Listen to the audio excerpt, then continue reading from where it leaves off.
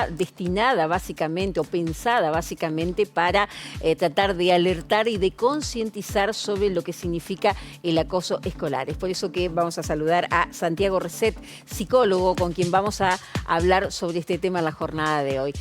Reset, muchísimas gracias por atendernos. Buenas tardes. Hola, ya a esta altura. hola. ¿Qué tal? Hola, Sonia.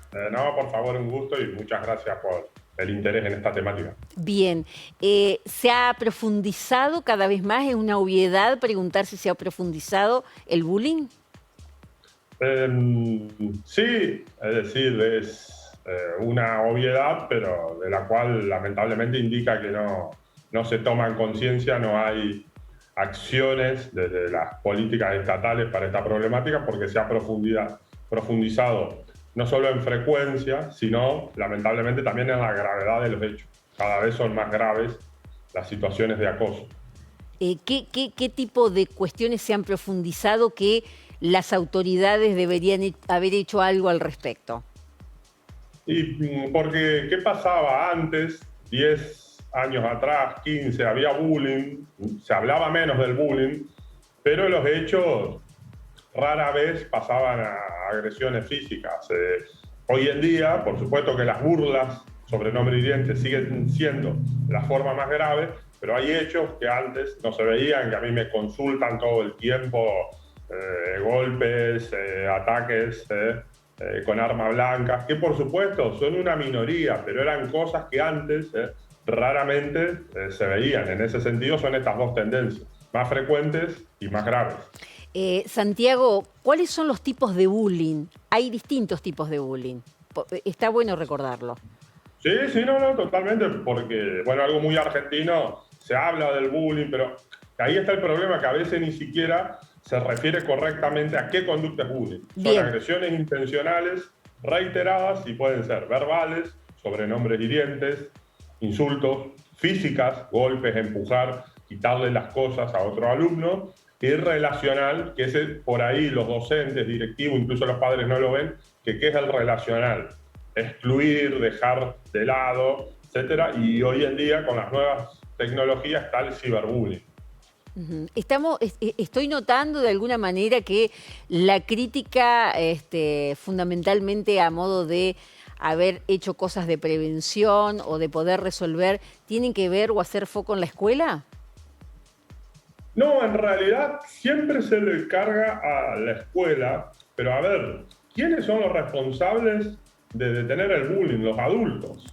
Eso incluye a toda la comunidad educativa, padres, directivos, supervisores, personal de maestranza, porque los principales responsables de detener el bullying son los adultos. Por supuesto. Por ahí, ¿qué sucede? Los docentes, la mayoría, la vasta mayoría, está muy involucrado, deseoso de detener el bullying, pero por ahí ellos mismos te dicen, no estamos capacitados, no hay recursos de la escuela.